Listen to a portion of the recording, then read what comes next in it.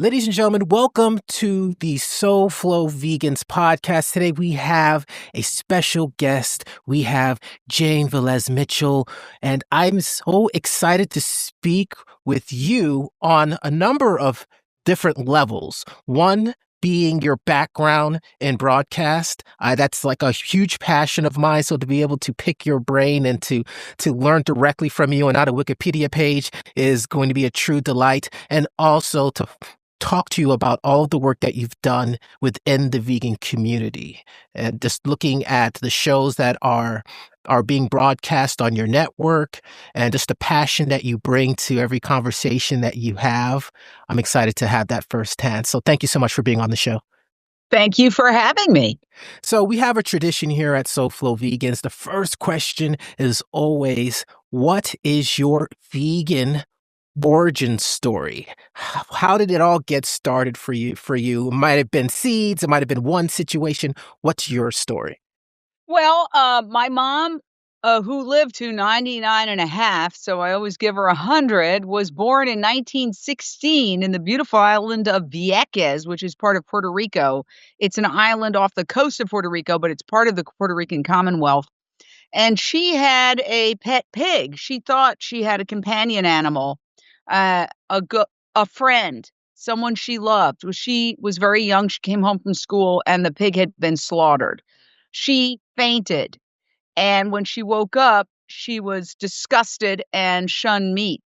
So she came to New York by herself on a boat at the age of 12, formed a very successful dance troupe called Anita Velez Dancers, and they toured hotels from the Caribbean, America, United States, and Canada. She met my dad, who was Irish American, who was an advertising executive. He was a big meat eater when he met her, but he converted as well. So we were pescatarians pretty much growing up. We thought of ourselves as kind of vegetarians. I mean, this is in the early 60s. This is not a time when the word vegan was floating around, but my mother was very advanced. She was one of the first hyphenates. She kept her name and added my dad's name. So she was Anita Velez-Mitchell. She was doing yoga in the 40s when nobody knew what the heck yoga was. So she was a very avant-garde person who was very into the arts, being a dancer. And then she became a writer, director, just really ahead of her time is what I'd have to say. So as I got older, became a journalist, went to New York University. When I graduated, I started working in news. Went around the country, Fort Myers, Florida, Minneapolis, Philadelphia. Then I came back to my hometown, New York. I was raised in Midtown Manhattan, ended up working at WCBS TV. And along that journey, I started seeing the horrors here and there of what we did to animals in the laboratory. Was the first time I saw it when I was in Philly, actually, these horrible head injury experiments on primates that, I mean, it was like a punch to the gut. I didn't know what I could do about it, but I knew there was something morally wrong there, and I had to address it eventually. But I didn't really see a way to do it at that time. And that's why I'm kind of patient with people sometimes when they're saying, well, what can I do? What can I eat? Because it's not really a logical thing. It's really more of a fear of going up against the system. And so when I was back in New York, I spent 8 years at WCBS as a reporter and weekend anchor. And then I got a job as a weekday anchor in LA. And I was working at Paramount Studios. We had a studio on the Paramount lot. And in walks Howard Lyman, the fourth generation cattle rancher who had made a pact with God when he got very ill. And he said, God, if you get me out of this surgery alive, I will reveal the horrors of animal agriculture. And he went on Oprah, and it was a famous, really in the history of television, it's a famous incident where he revealed the horrors. And she said, that just stopped me cold from eating another burger. I think that was the quote. Cattlemen sued her. She ended up winning that suit, but it turned Howard Lyman, this cattle rancher turned vegan activist, known as the Mad Cowboy, into a bit of a celebrity. And he was doing a tour, and so I interviewed him. And then afterwards, he and his publicist, Mar Nealon, came up to my cubicle where I worked, my desk and they said, "We hear you're a vegetarian." I said, "Yes." And they said, "Do you eat dairy?" And I kind of hung my head because he had just described the horrors of the dairy industry, the boy calves being ripped, put in veal crates, shot, left on dead piles, the mothers grieving, chasing after their babies, just the whole horror of it. And so I kind of hung my head and I said, "Yes." And they pointed their finger right at my nose and they said, "Liquid meat." And that was the moment I went vegan. Wow. Now, if they had been oh so very polite and said, "Well, you really should consider giving up dairy because it's really not what you should," I might not have gotten it. I might not have heard their message. They confronted me and they called me out because I was, thinking of myself as an animal lover and blah, blah, blah. But I was contributing mightily to the oppression and suffering of animals by that choice of eating dairy products. And so I thank them every time I run into either one of them. Mar Nealon is a very fierce activist, nobody's fool. I always thank her and I always thank Howard Lyman. So from that point on, I realized I'm a vegan. It took me a month to really change my taste buds. They accidentally put Parmesan cheese in my salad about a month later and I spat it out. It was tasted awful. Now, I used to love Parmesan cheese. So there's a reason why rehab is at least 28 days. It takes 28 days at least, sometimes a lot more, to change a behavior pattern and change your taste buds and change your habits. So give yourself at least 28 days.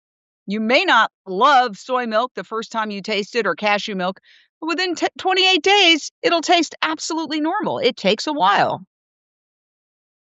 And with everything you said, you were going a little bit into the two areas that I really want to focus on in this podcast. One being your professional background and the other being your passion for veganism. So I want to start off with your professional background because there might be a lot of people, especially now when you have, one, you have a captive audience, two, you have time to learn how to put yourself out there in a podcast or a live stream. What was that spark for you? Maybe it was as a child or, coming out of high school that made you wanted to go into broadcast journalism. Well, as I mentioned, my mother was in the theater and so very theatrical.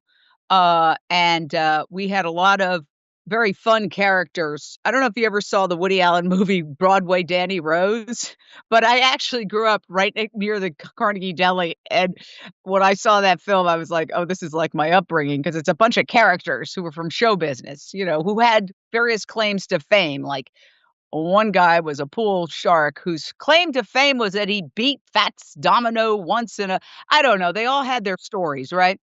And so there were a lot of characters floating around, but it was a showbiz kind of family. And my dad was in advertising, which was print advertising, which was very much about writing ads. And I actually worked for him in the summertime sometimes. So I kind of combined those. When I originally was thinking about journalism, I was thinking about being a syndicated columnist because I thought I would just sit there and write my opinions all day. And how fun is that? And then I actually got interviewed a couple of times. And in the course of being interviewed, I realized I was interviewed on television for a protest that I was holding at one point, and for a couple of other things that were happening. I ended up just being on camera, being interviewed by TV journalists.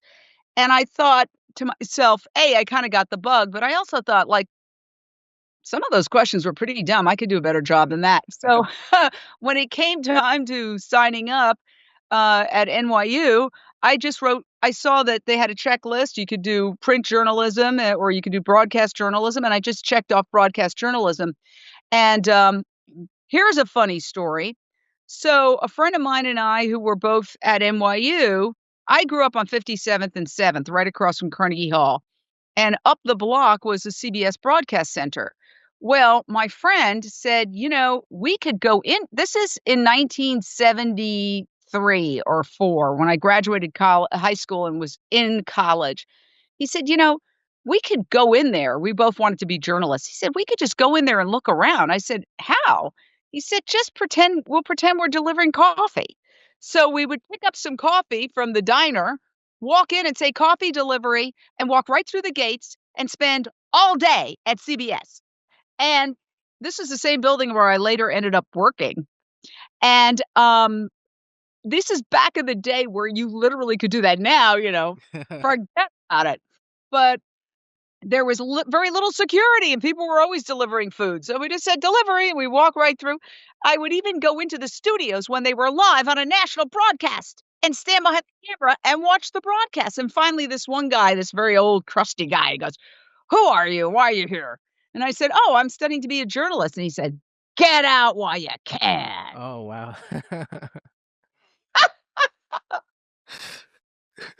So I guess you didn't take his advice. No, I thought it was all very glamorous and exciting. So that sounds like that experience. You had that whole that saying, "Fortune favors the bold." I hear a lot of stories like that where people took chances. I even have a few myself, where you're not afraid to put yourself out there to get what you want. So that reinforced you wanting to go into it. And then after you did decide to check that box and go broadcast journalism for NYU, what was that next event, that next pivotal moment that brought you further and further along in your journey? Well, I want to say this story, which I don't tell very often because it's kind of weird, but it happens to be the case. Um, Unfortunately, I was stalked for 6 years from like my last year and a half in high school all the way through college. Basically what happened, this is the 70s, it was a crazy time. Say no more. I went to a party at Columbia University and there was this guy, I thought he was very cool hippie. He was much older. And we went out a couple of times. I went to a Yes concert with him. Um we never did, we never went all the way at all. But I realized he was kind of crazy pretty quickly. And meanwhile, he knew where I went to school, where I lived, and would follow me around, stalk me for 6 years. I actually took my junior year out of the country at Universidad de las Americas in Puebla, Mexico, to get away. And when I came back, no, he was still there. So the last year, by the way, I'm a recovering alcoholic with 25 years of sobriety. And so that's a really important part of my story. And I was partying. I mean, it was a party time. I guess it always is a party time for teenagers, but for me, it was a party time. And I had a wild party for my 21st birthday, and then I woke up the next day and I looked in the mirror and I had that moment of clarity, like, oh my God, you're being stalked, which was very horribly anxiety producing. You are not taking your schoolwork seriously. You just came back from an infamous party school in Mexico. Um, get it together. He'd actually threatened me several times. And I thought, this is a dangerous situation. My parents didn't really understand, I don't think. And, I literally cleaned up my act and became the most serious, determined student in my last year. And I did a demo reel, which I memorized the entire script. And I went to the library and I cut out things that I was going to talk about and I pasted them on a green board behind me. And I got this guy to lend me his camera. And I only had one take. He would only let me do 1 or 2 takes. So I had to read the whole thing in one take. And then I did a story. I used to go to this place near NYU where this older guy who used to work for something, I don't know what, some video thing. He had some kind of, it wasn't a nonprofit, but it was like it was a place, an experimental place where young people could do videos. And so he helped me with his cameras get my demo reel together. And I remember I said, I need to do a report. And he said, okay. I said, I need a report for my demo reel. And I said, what should I do it on? He goes, I don't care. Go downstairs and do it on the rising price of flowers for all I care, because there was a flower shop downstairs. So that's exactly what I did. I went downstairs and I said, a rose at any price would smell as sweet. And I did all sorts of quotes from various poems. A rose is a rose is a rose, even though it might cost more, whatever. I did some fun stuff. And that was my report. Literally, I went downstairs to the flower shop, and that was the report I used. So then my dad was in advertising, helped me out by, placing an ad in Broadcasting Magazine. And, I placed an ad, and I said, "Money's no object." I said a couple of things that were very self-flattering, and we created an ad. My dad was in advertising, so we made an ad. And, so I got I got 2 job offers, and I took the one in Fort Myers, Florida. And, what I say to kids when I talk to them is, if somebody told you that they'd kill you if you didn't get a job immediately upon graduation, how would you behave differently? Because honestly, the fact that this creep was stalking me motivated me for self-preservation reasons. I knew my parents would never let me leave home without having a job, a career. And I felt like it was a life or death matter. So I did everything it took. I mean, I put together a resume. I placed the ad. I did everything I could possibly think of. And that's what I tell anybody who wants to get anywhere is just do the next indicated thing. Do everything you can possibly do and see what happens. Because usually, even though you may be bashing your head against a wall, you'll break through. And in fact, um, I think I was the only person in my graduating class to get an on-camera job right upon graduation. And that's not a compliment to me. It's a compliment to what the power of fear will do when you really think that, "Oh my god, I gotta get out of town. There's this nut following me around." So so now you're in Fort Myers, Florida. What was your experience coming from New York? Although, there's a joke down here that, probably like 75% New Yorkers in in Florida. But what was your experience in Fort Myers just as a general location? I love Fort Myers. In fact, I said, "I have to get out of here because it's so much fun that I will never leave if I don't get out of here." So I sold my car to force myself out. But I had an MG midget. Okay, so when I started my job, first of all, I didn't know how to drive. I was born and raised in Manhattan, and I never drove. I took a driver's test, and I begged the man who was giving me the test, "Please," with tears in my eyes, "my job depends on having a license. Please." I couldn't parallel park to save my life. I basically didn't know how to drive.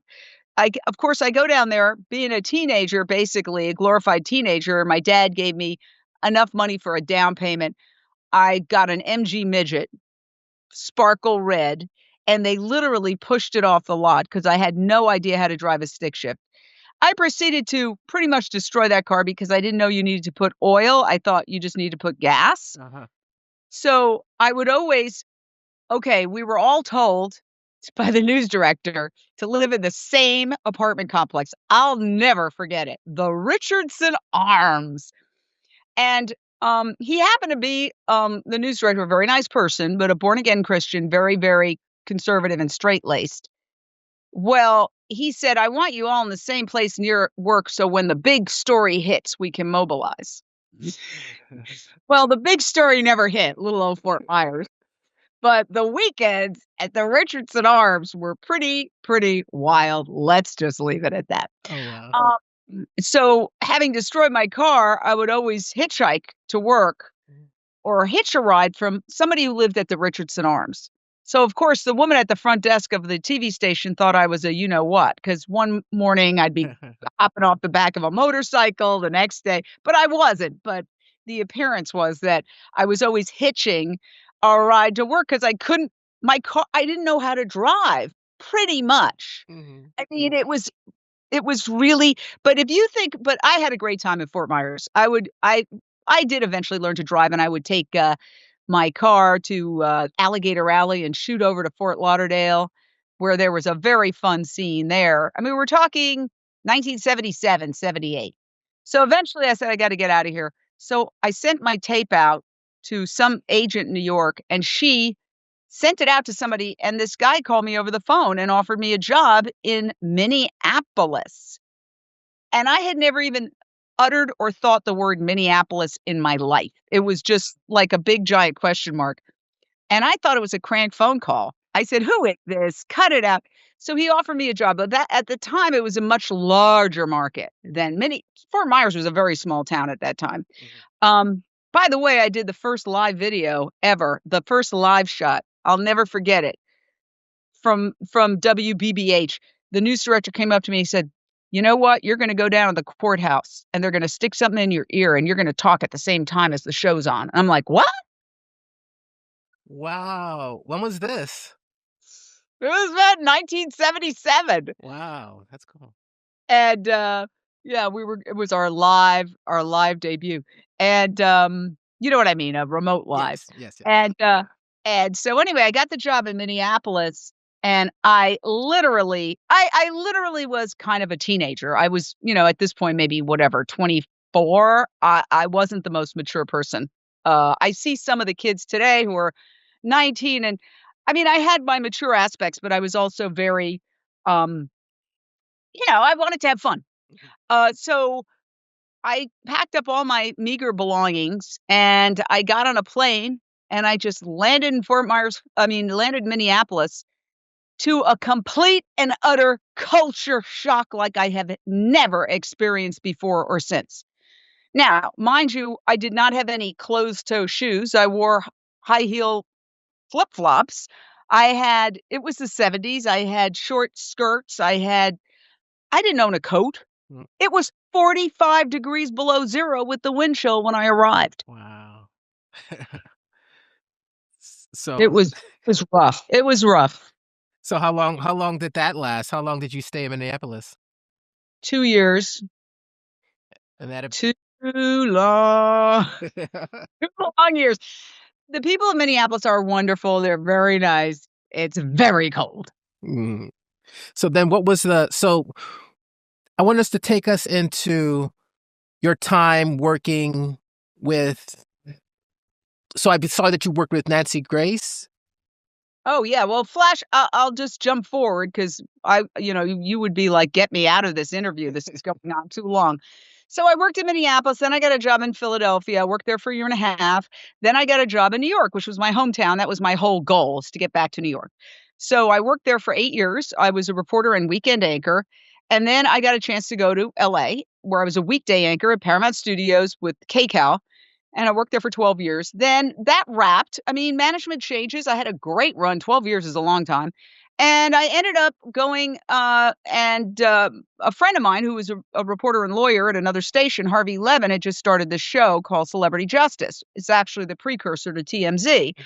And he said, "You want to, I'm looking for reporters." And I was so tired of local news at that point. I was like, yes, let me do it. So I did the show. I ended up covering the Michael Jackson child molestation trial in Santa Maria, California, which was a Mm. global coverage. People from around the world, news media from around the world, and I ended up on Larry King Live quite a few times, and then I was a reporter for Nancy Grace nightly from outside the courthouse, and then after that, trial ended with an acquittal on all counts, and the show ended pretty much at the same time. And so I was doing fill-in, and Nancy Grace her team asked me to fill in for her when she went on vacation. And kind of a funny story. I was After the show ended, and at this point, I also came out as gay. That's another little thing I just dropped down. Just a little. Let's drop that into the mix. Anyway, I was with my girlfriend at the time in Bora Bora. Decided I needed a vacation after that show, and literally on a catamaran about to leave the shore as this man from the hotel comes running up, handing me a letter. He literally gets his pants wet, handing me this letter. And I was like, what? And I look at the letter and it says, CNN needs to talk to you. And the first thing I thought was, remember, after Michael Jackson was acquitted, he kind of disappeared. And remember, he eventually turned up in Ireland. But there was a whole thing of where is he? Where is he? And at one point, Marlon Brando had said to Michael Jackson that he could use his island. I believe it was Tetiaroa, which was right near where we were at. So, of course, the first thing I thought was, oh no, they want me to go to Tetiaroa. They've heard to check out whether he's there.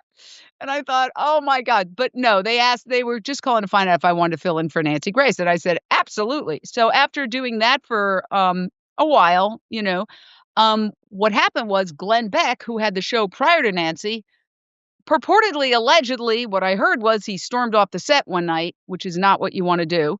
And they wanted to replace him immediately. So they called me, and I was sitting right here where I live, and I was having a cup of coffee, and they said, "Do you want a job?" I was like, "Yes." They said, "Okay, we can call it Issues with Jane Velez-Mitchell." And I said, "Great, because I've got a lot of issues." And I went to New York. I literally, being an animal activist, the first thing I did was go to the vet and make sure my dogs were certified to fly, because they said, "You're going to go to New York this weekend." And it was Friday. So I literally goes, "Do the show from LA today today, and tomorrow you can go to New York." I literally packed up a few things and my dogs, and I flew to New York, and I was there for 7 years. Wow. So now we're going to start bringing your background in broadcast journalism and combine it with your animal activism, your animal rights activism.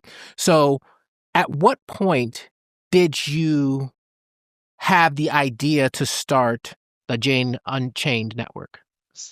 Well, what happened was when I was at Celebrity Justice, Harvey Levin would have, and it was an ungodly morning hour, like 6:45 a.m. in Glendale, when I live in pretty much Venice, California.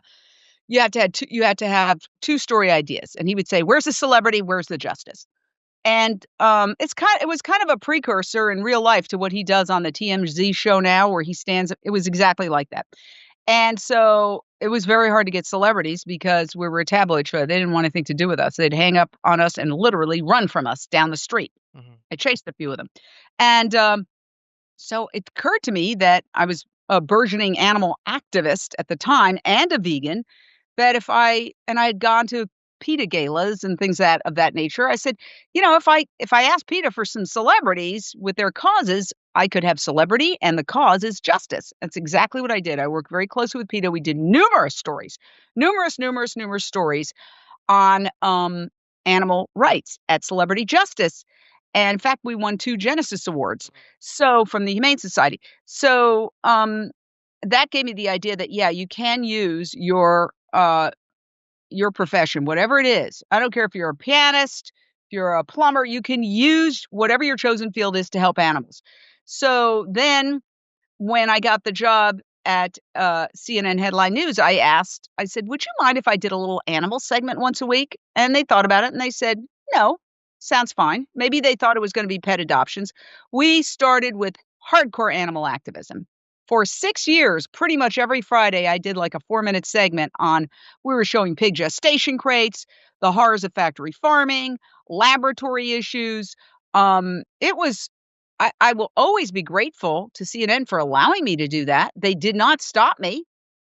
And we had all the big leaders in animal activism on, at the time, Nathan Runkle, now Milo Runkle, and many people from all the different groups, and people like Josh Tetrick, who was just starting Just Mayo, was on. And so I realized that, wow, I was getting these people on, who were animal activists. It was a blessing. I will always be grateful for having had that opportunity. So when the show wrapped in late 2014, I left on very good terms. I said I had a good run, on to the next thing. And I said, "Do you mind if I take my social media," which is Facebook. They had built up a whole Facebook for me, Instagram, etc. Was it Instagram or just Twitter? I can't remember exactly which ones, but yeah, definitely Facebook and Twitter. So they said, "Sure." So I realized with my girlfriend at the time, who's still a good friend, Donna, I said, "Donna, now we can go to animal rights protests." Because when you're a reporter, you can't go to animal rights protests unless you're covering them, which mainstream media pretty much never does, hardly ever. So she said, "Yeah, Jane, you're Unchained." So I said, "Oh yeah, Jane Unchained." I said, "That has a fun ring." So when I started covering the protests, I noticed immediately there was a missing component. There were people going to tremendous lengths to protest, sometimes barely wearing any clothes in very cold weather. People are trying to get indoors. It was cold in New York City, and nobody's documenting it. And I said, "Oh, bingo, this is what I can do." And somebody at CNN, a top executive, before I left, I asked to meet with her. She's one of the top people. And she said, your passion is clearly animals. Why don't you do that exclusively? That's your niche. That's almost a direct quote. So I felt like that inspired me also. Like, okay, let me just do this full time. And I'll never forget, one of the first protests we covered was in Brooklyn outside the Staples Center, where my good friend Cynthia King had brought something like 200 of her dance students who were budding activists as well. There were a large contingent of people protesting against Ringling Brothers Barnum and Bailey Circus. And I'll never forget, it was 9 degrees. You may have noticed I don't like cold weather. It was 9 degrees. My GoPro camera was shaking. And I was like, is this really worth it? And I thought, yes, these animals are suffering. It's worth it. So I documented that news report. And, not because of me, because of PETA, because of the work of primarily PETA, but a lot of different organizations. Look, it wasn't a wasted cause. Look, Ringling Brothers does not exist anymore. So for those activists who feel sometimes that, am I making a difference? Is it worth it? I'm so exhausted. I'm burnt out. Yes, it does. Every single vegan, please become an activist. Please use the best tool you have, which is your phone. Your phone has cameras now that are equivalent to movie cameras a decade ago. You can do anything with your phone and put it on social media. That's how we're changing the world. You mentioned Tabitha Brown. Tabitha with her coconut carrot bacon video, 12 million views now. She's got a show with Ellen. I mean, there's a perfect example of one person doing one video about one dish having a huge impact. Now, when you say become an activist and use your phone, and you brought up Tabitha Brown, it's when I think of being an activist, initially when I became vegan, it was going to protest. It's a lot of the things that PETA has done over the years. Are you saying that there are different ways of being an activist? What are some of the distinctions? Well, yeah, I think the sky's the limit.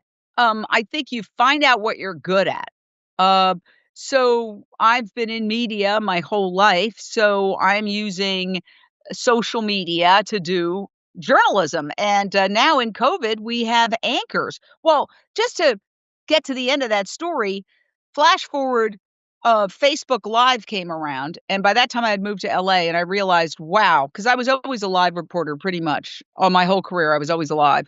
And I thought, wow, this is great. I don't have to spend all these hours editing. I could just go live. And then I immediately, very soon realized, there's so much happening. It's such a global movement. It's exploding. The animal rights movement was exploding, starting around the time that I started Jane Unchained, 2015. And I said, we need everybody doing this. So now we have 70 volunteer contributors around the world going live.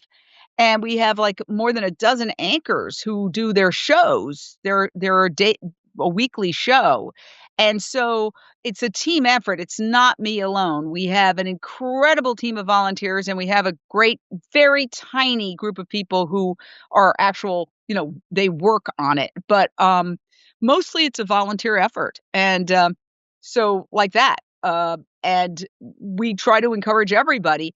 Yeah, I'd like Jane Unchained to grow, but more than that, I'd like to get the world plant-based. I mean, frankly, after 38 years of working fiendishly in broadcast television where you don't even go out to lunch, I'd like to be sitting on the beach reading a trashy novel and eating some vegan bonbons. But this needs to be done. So every day I wake up and, 12 hours a day just working on this. And we're a nonprofit. We're a 501c3. So there's a lot of paperwork involved too, which I do. And so, we're using the power of social media. If you're a singer, write a song. If you're a lawyer, join a group like Animal Legal Defense Fund or one of these other organizations, Non-Human Rights Project. Lend your expertise to these organizations that are fighting in court for animal rights. If you're, you name it. I don't care what your profession is. And here's another thing we're doing, is we are really trying to create a vegonomy and unite all vegans. So we just started something called plantbasedneighbor.com, which is in beta testing, but it will very soon be an app. But we want to work out all the kinks before we make it an official app. So I'm urging every vegan to sign up to Plant Based Neighbor. You can find other vegans who live in your neighborhood, and you can also put your profession up so that if you're, let's say, just for example, a massage therapist and you're vegan, frankly, if I'm going to get massaged, I want to be massaged by a vegan. I don't want to have some meat eater breathing down my neck. Okay. So, ditto for a hairdresser, for a plumber. I would rather give my money to a vegan. So, since a lot of that is geographically determined, you are not going to pick a hairdresser who's 100 miles away. Having these people in your neighborhood is really important, and it builds a sense of community. And also during this time of COVID, you won't feel so alone. So one of our guys, Kenzaya Rubens, who lives in downtown LA, is our Instagram editor. I said, Kenzaya, sign up for Plant-Based Neighbor. He said, I don't think so, Jane. I live in downtown LA. There won't be anybody. I said, just do it. Guess what? 162 people in his zip code. He Whoa. found 162. He called me up. He goes, oh my God, Jane, I can't believe this. There's 162 people in my zip code. I said, yeah, there is. Yeah, there is. Wow. So And that's in beta. That's amazing. yeah, so please sign up for Plant-Based Neighbor. And it's, some people have called me back, well, it should do this, it should do that. First, we're getting the technology down, and then we're going to be able to add on all these layers. Like, for example, whenever COVID is, a part of our past, and it could be a long time, but whenever it is, wouldn't we like to organize vegan block parties? Wouldn't we like to organize vegan ride shares to VegFest? There are so many things we can do once we have this infrastructure in place and to create the vegonomy. And we're going to also have giveaways for those who've signed up as we go along. There's going to be some exciting giveaways.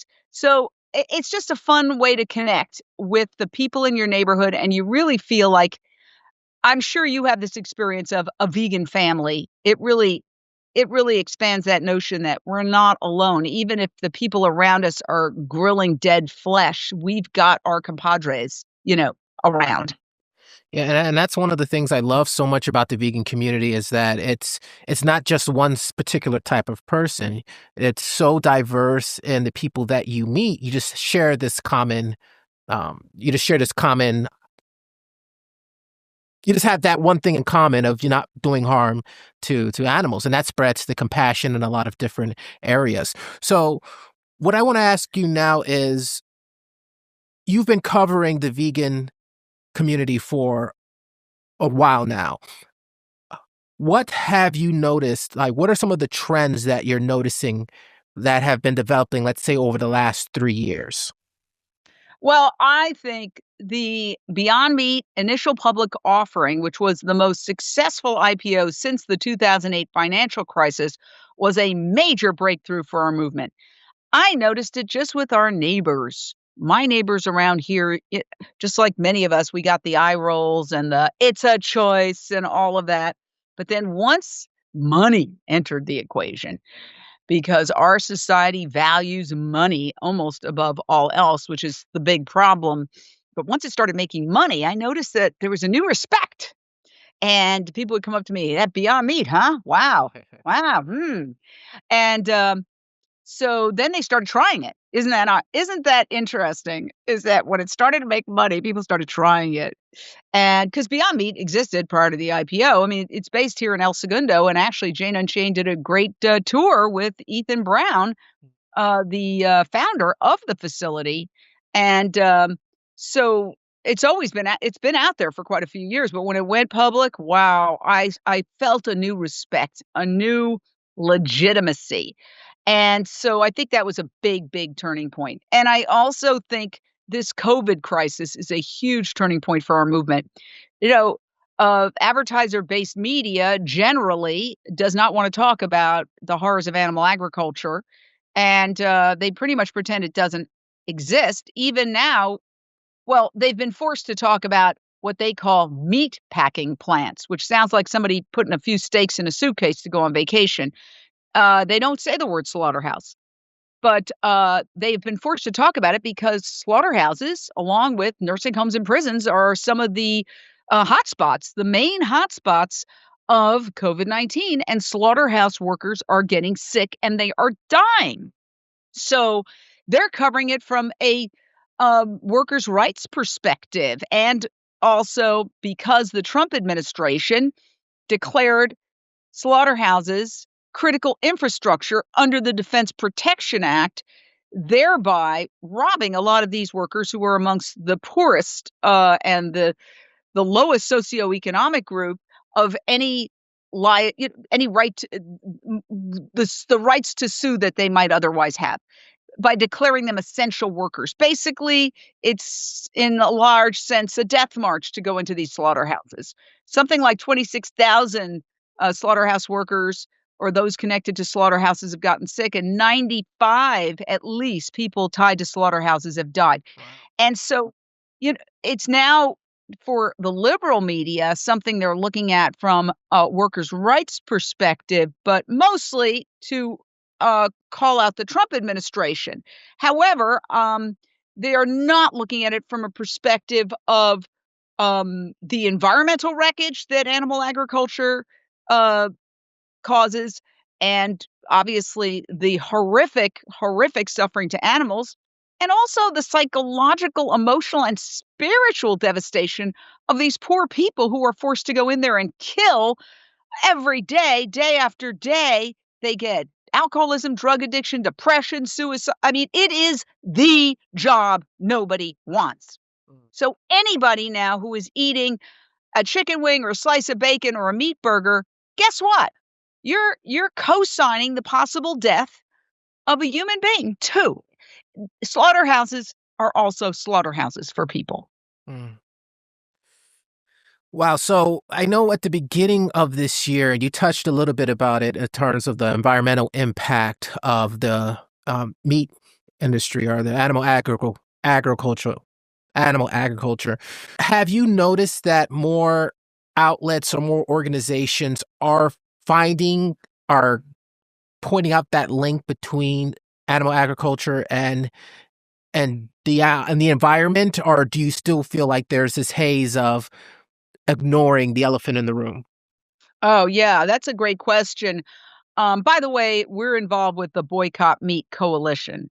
And every Monday at 3 p.m. Pacific, 6 p.m. Eastern on Jane Unchained's Facebook, we do a Boycott Meat Roundtable with workers' rights advocates in Iowa who are speaking up for these workers who are being hospitalized and dying.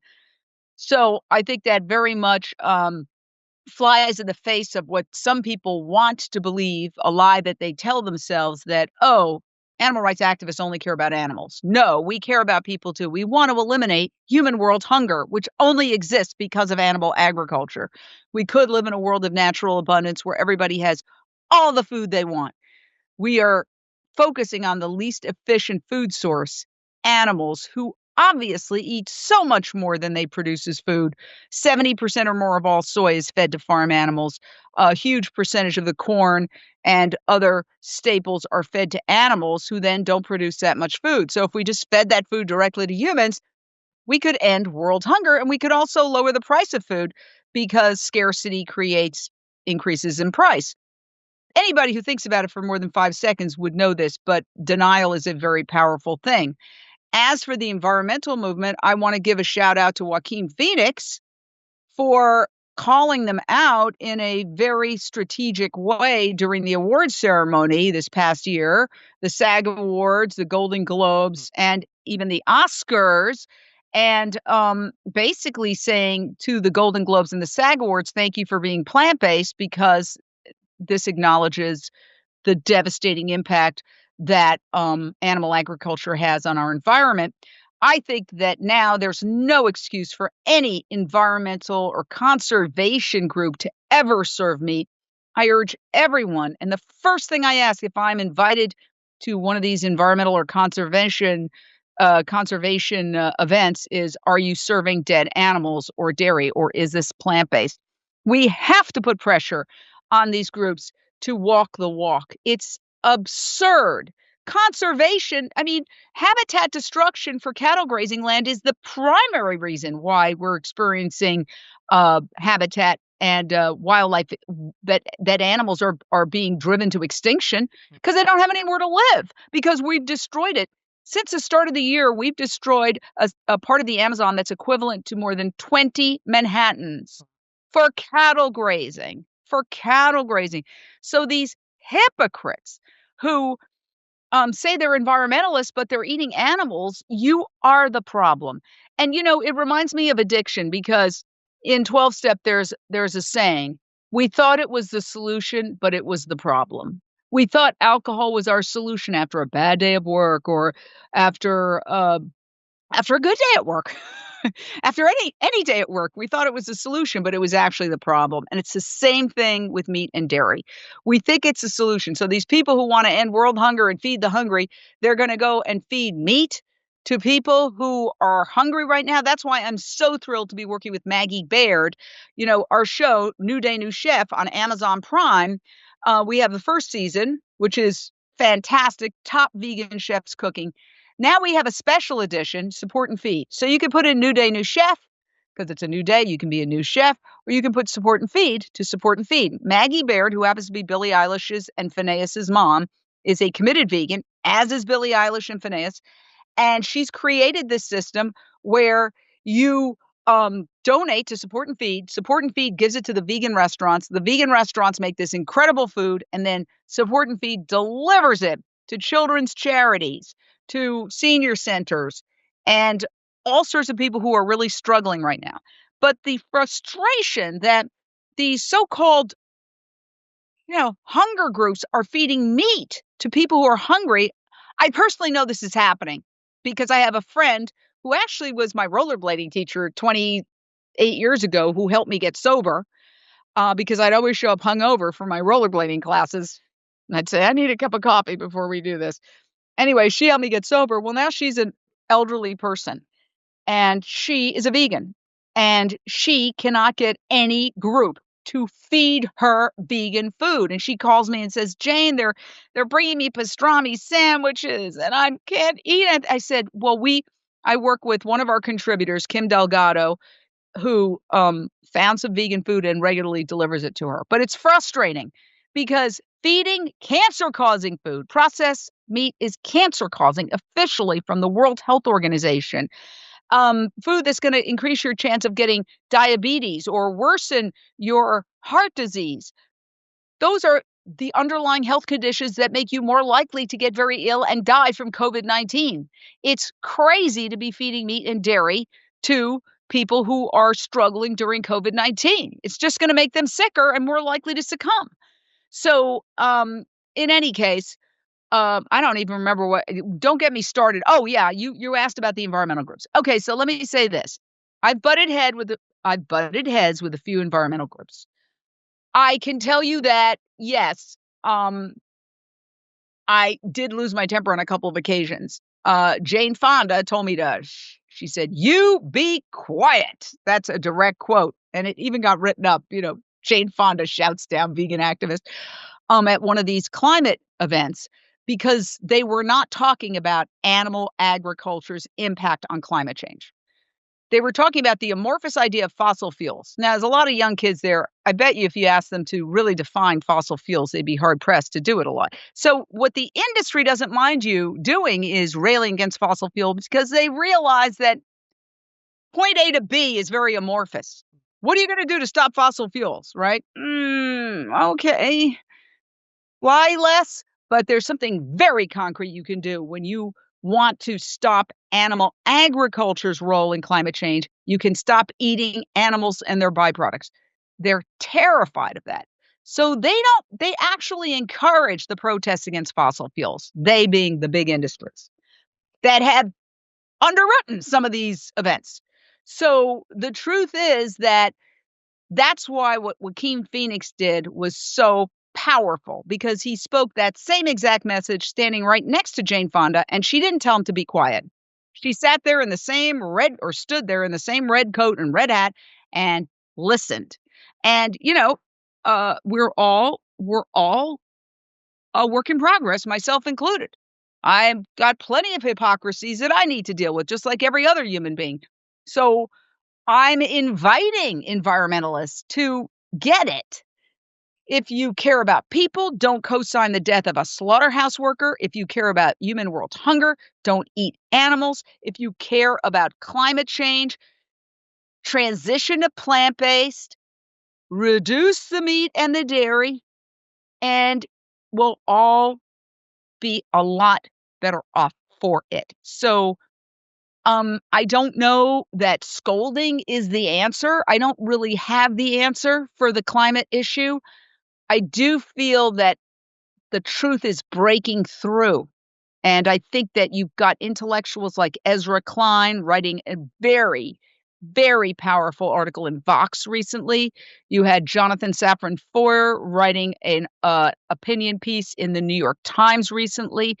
So I think they're starting to get that it's kind of like cigarettes. It's icky, and it's not something that anybody who's high-minded wants to have anything to do with. Mm. And I, as we wrap up the podcast, I want to focus the last part of our conversation on a topic that has come up recently. It's been around for a while, but it's talking about social justice.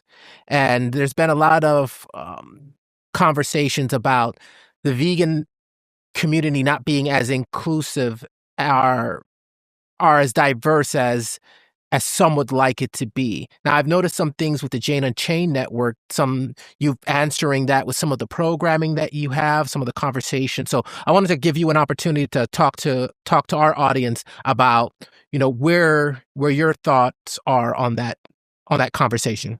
Well, it's a very good point. Room for improvement. Like, until it was pointed out, I may not have been as sensitive to that. Although I consider myself a person of color, I'm Puerto Rican, along with being Irish, and I've got German and Spanish. But I consider myself, I'm very proud to be an earthling. Let's put it that way. I mean, I think that unfortunately, our administration has encouraged division. And listening to the Mary Trump book, wow, it spells it all out, man. The dysfunctional childhood. It's a must listen because then you get it. It's all about low self-esteem. And that's my personal opinion. When I see anybody, I've been discriminated against. I've been talked down to because of my heritage. People have assumed that maybe I grew up in poverty because of my heritage, which is not the case. But I always look at it from the same way I look at people who wear fur. Contrarian indicator, low self-esteem. If you need to put somebody down here to feel up here, it means you've got a self-esteem problem.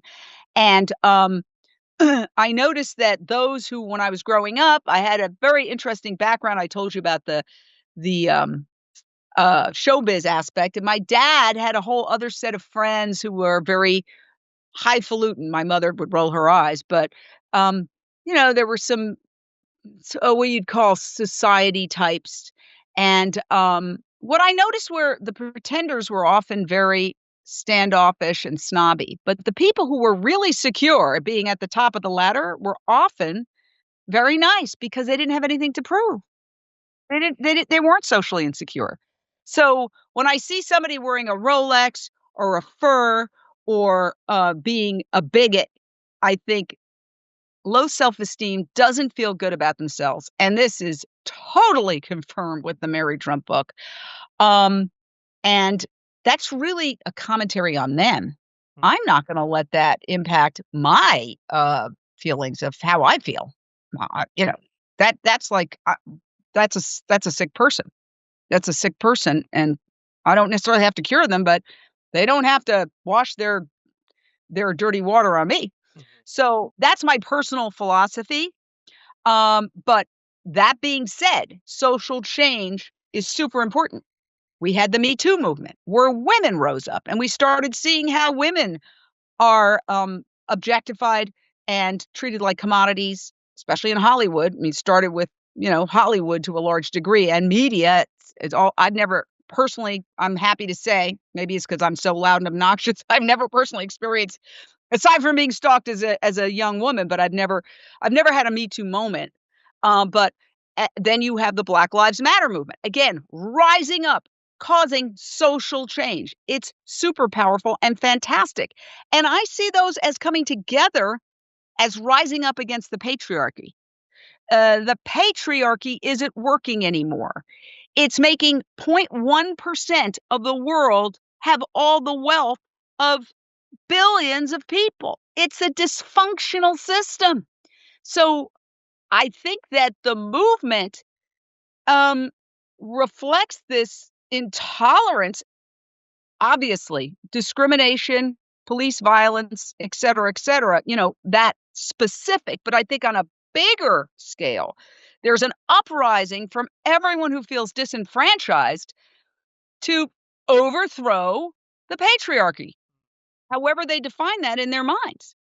And, a very amazing activist, Carol Raphael Davis, said to me, if you think about the French Revolution, you probably think of thousands and thousands and thousands of people, mobs. No, it was a very small number of people who, I believe, stormed the Bastille to overthrow the monarchy.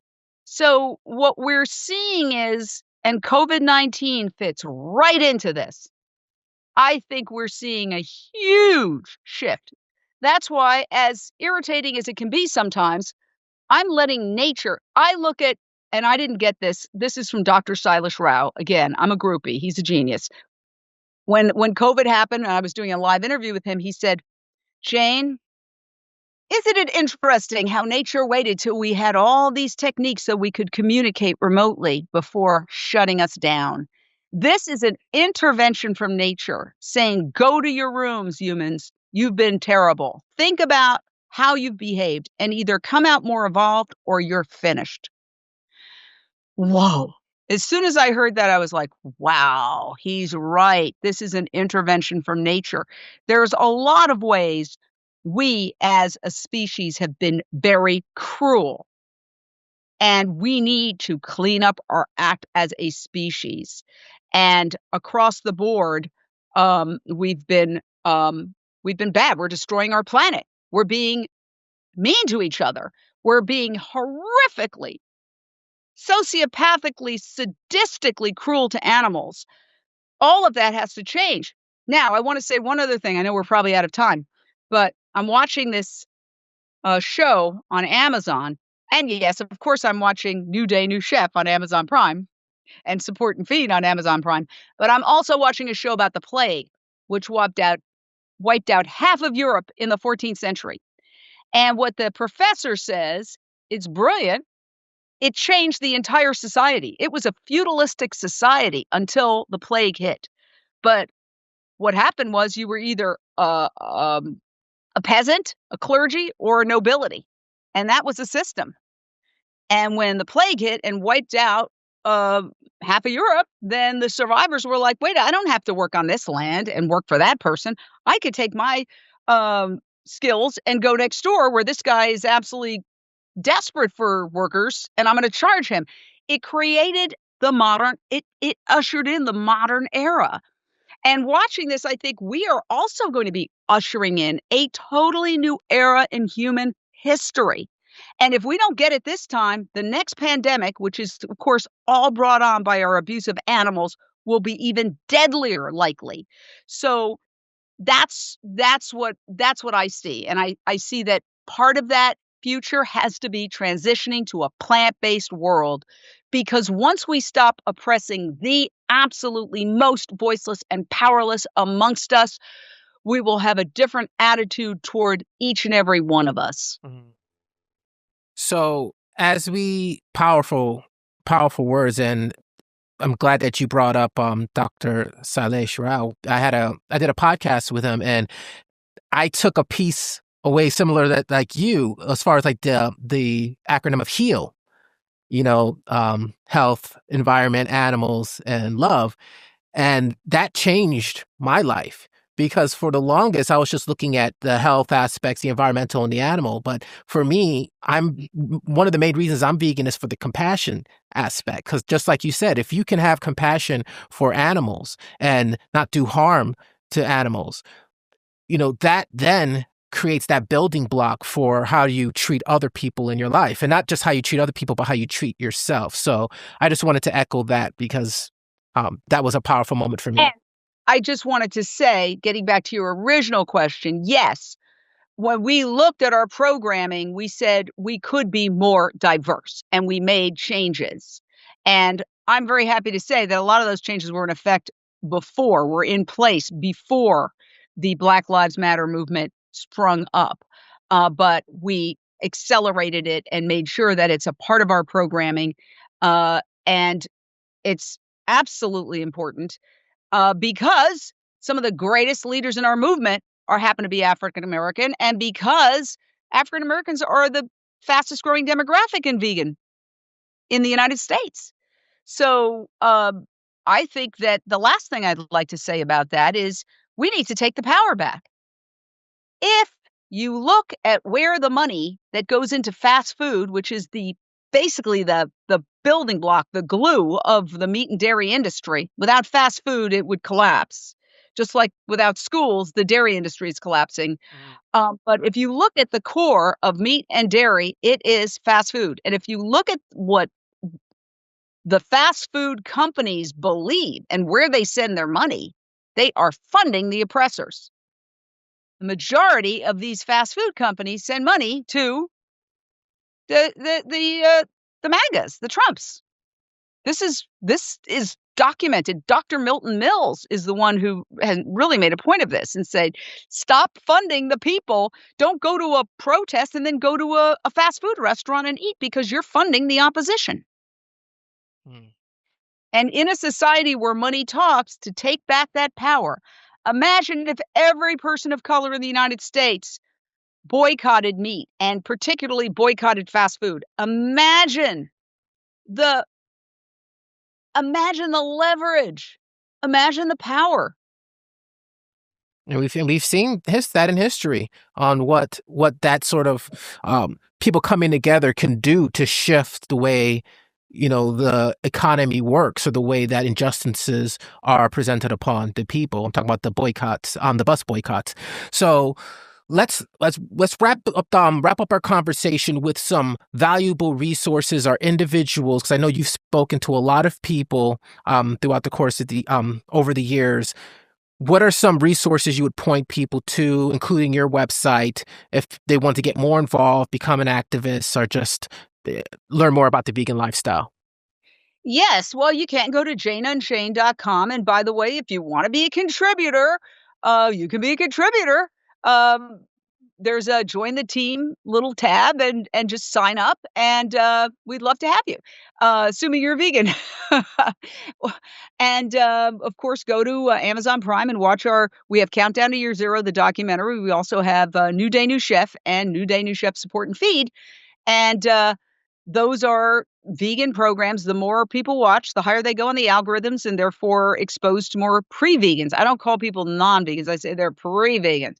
And it's also on public television stations around the country. And, I'm a big supporter of PETA and of Physicians Committee for Responsible Medicine and of Mercy for Animals and of all In Defense of Animals. All these groups are doing incredible work. I would support them. Sometimes somebody said to me, by the way, and I obviously don't drink, I'm 25 years sober. If every person in the animal rights movement just gave up alcohol and took the money they spent on alcohol and gave it to an animal rights group, we could literally hit the tipping point within months. And so that discretionary income that you might not be spending now, because you're not out and about as much, hopefully you're staying safe. Make a donation. Go to Support and Feed and so keep your vegan restaurants open. It's super important that we keep our vegan restaurants open. We don't want to wake up to a world where there's only fast food companies left after this debacle. So I make it a point to order from vegan restaurants, even if I don't exactly need it. Like as Angela Mean said, who's shown on our Support and Feed show, she runs Jack Food Cafe. She said, vegan restaurants have been hit particularly hard because vegans can just get a bag of brown rice and a bag of black beans and survive fine for months. And so we have to realize that it's really incumbent upon us to support those vegan restaurants. Make it a point if you can. I mean, obviously, people are struggling right now, But if there's discretionary income you're going to use it to keep these vegan restaurants open, because we have to help them survive this crisis. Mm. And are there any closing remarks that maybe something we didn't touch on or something you wanted to reiterate for our audience? Well, I'll just say, as Charles Dickens said, it was the best of times and it was the worst of times. Sometimes things look very bleak. Every day I get dozens of emails with terrible stories about animal torture and what they're doing, whether it's factory farming or the labs or the dog meat trade. But then we're seeing the world change in real time. As, for example, COVID-19, a lot of people are afraid to eat meat because if you think about it, okay, COVID-19 swept through the slaughterhouses. There they are, sweating right onto the meat. Do you want to touch that? So people are exploring Beyond Meat and Impossible Foods, for example. Those products are made without any human hands ever touching them. They are clean products. So I would say just have faith. I mean, I have faith that, as Martin Luther King said, the arc of justice is long, but it bends toward history. If we all keep just powering forward and doing the next indicated thing, and every food piece, every dish we make, take a picture of it, put it on Instagram, share out the videos, share this video out, you know, work it however you can work it. I do believe that we are on the cusp of hitting the tipping point. The young people are leading the way because they're not as brainwashed. They don't watch the boob tube. They're on social media where you can't be brainwashed as easily. And I think that I pray we are going to achieve what Dr. Rao wants to achieve, which is a vegan world by 2026. Let's do it. Yes, yes. And I want to thank you so much for taking this time. I know you're running a network, there's a lot going on, but I appreciate you speaking with our audience here at SoFloVegans.com. And if you're listening to this right now, go to SoFloVegans.com/podcast, where you will find the show notes for this episode, links to a lot of what was discussed. And thank you so much. Thank you so much, Jane Velez-Mitchell. Well, Sean, it was a delight. You asked some great questions, and it's really been fun hanging out with you.